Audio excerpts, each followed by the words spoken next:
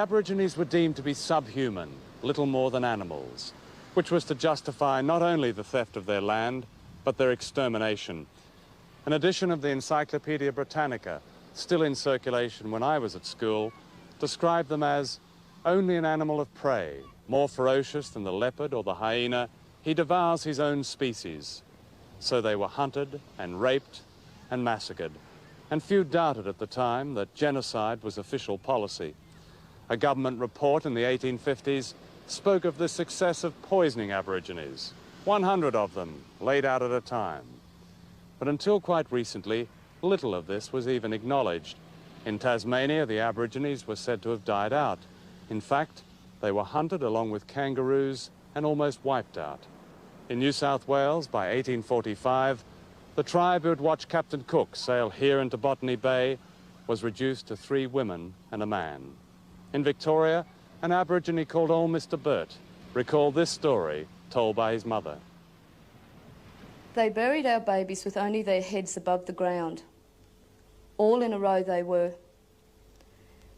Then they had a test to see who could kick the babies' heads off the furthest. One man clobbered a baby's head off from horseback. They then spent most of the day raping the women. Most of them were then tortured to death by sticking sharp things like spears up their vaginas until they died. They tied the men's hands behind their backs, then cut off their penis and testicles, and watched them run around screaming until they died. One of the most enduring myths about the Aborigines is that they did not fight back. In fact, a war of resistance lasted more than a century, some of it here on the banks of the Hawkesbury River, north of Sydney. During the 1930s, my father built a cottage here, on the beach at an Aboriginal place called Patonga. I think we knew that somebody had lived at Patonga at some time, but no one talked about it. In fact, an entire nation had lived here on and off for thousands of years. They were called the Jurag, a unique Aboriginal people, tall and slender, whose country extended to a 40-mile radius north of Sydney, and the mighty Hawkesbury River was theirs. And when the British established the town of Windsor in the early 1800s, a great war began. This war was not recorded in the Imperial Chronicles of Australia. Growing up here, I knew nothing about it, and I suspect that's still true of the people in the smart beach houses here today. And yet the Jurag inflicted on the British a casualty rate greater than that sustained by the Australian Armed Forces during all of World War II. And finally, after 22 years, outnumbered and without guns, they went down fighting to the last man, woman and child, a complete nation. Today, in a land of many cenotaphs and war memorials on which invariably is written, "Lest we forget," not one of them stands for those who fought and fell in their own country. By the 1920s, the British invasion had caused the deaths of at least 250,000 black Australians. Genocide on a massive scale. But this fact remained suppressed, except in the living memory of those who survived. Here in the Northern Territory, in the great isolated heartland of Australia, the killing of Aborigines continued well into the 20th century, and most of these also remained secret. However, in 1928, 150 miles from Alice Springs, a gang of police and cattlemen massacred at least 50 Aborigines, perhaps many more, and word got out. A public inquiry was held, and its findings were summarized in these 3 words: the shooting was justified. In giving evidence, Constable William Murray said, "We shot to kill. What use is a wounded blackfella 100 miles from civilized Australia?" The nation on the other side of the frontier has risen from its deathbed and has begun to fight back. And what a spectacle it is. As the first Australians challenged some of the greatest transnational companies in the world, and governments, and historians, and assumptions and attitudes, and disease and neglect, in order that they may claim back their share of the oldest continent, their country. This film is a glimpse of their epic story. When Captain Cook landed here in Botany Bay, he was under orders not to raise the Union Jack without the consent of the inhabitants of Australia. But Cook and Captain Arthur Phillip, who followed with the first fleet of convicts, both disobeyed these instructions. And what followed was one of the darkest and least known periods in the history of Britain's empire. The British declared Australia an empty land, in spite of the fact that there were tribes with a total population of at least 300,000, perhaps as many as 1 million.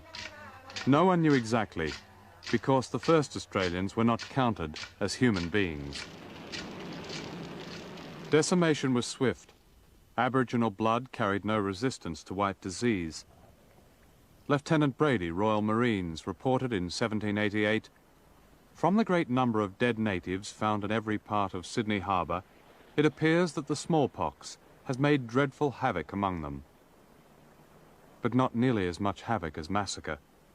No British colony was born under so cruel a star as Australia.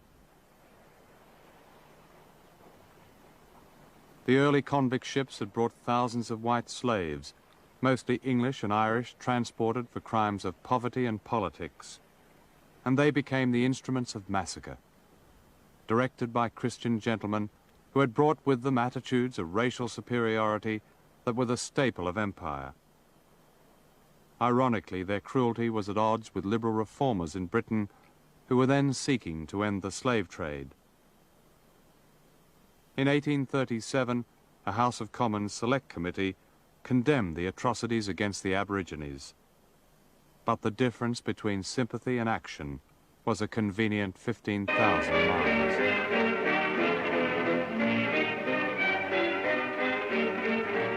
I am calling a corroboree of all the natives of New South Wales to send a petition to the King in an endeavour to improve our condition. All the black man wants is representation in federal parliament. There is also plenty of fish in the river for us all, and land to grow all we want. 150 years ago, the Aboriginals owned Australia, and today he demands more than the white man's charity. He wants the right to live. At that time, the 1930s, the Protection Acts were in full force.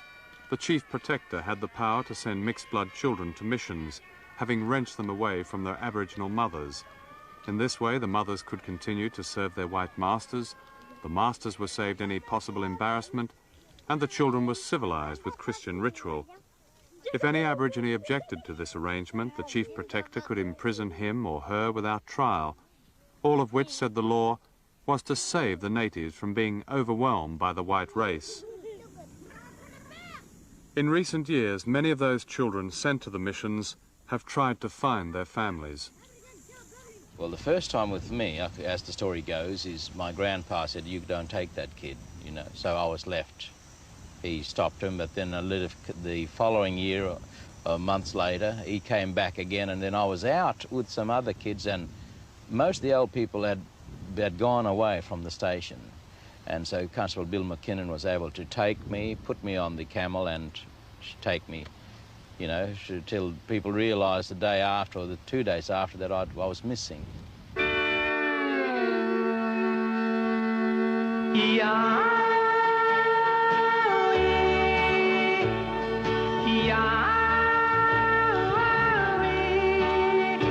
My brown-skinned baby, they take him away.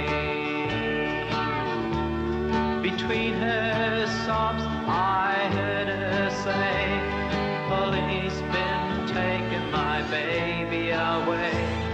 From white men, boss, that baby I have.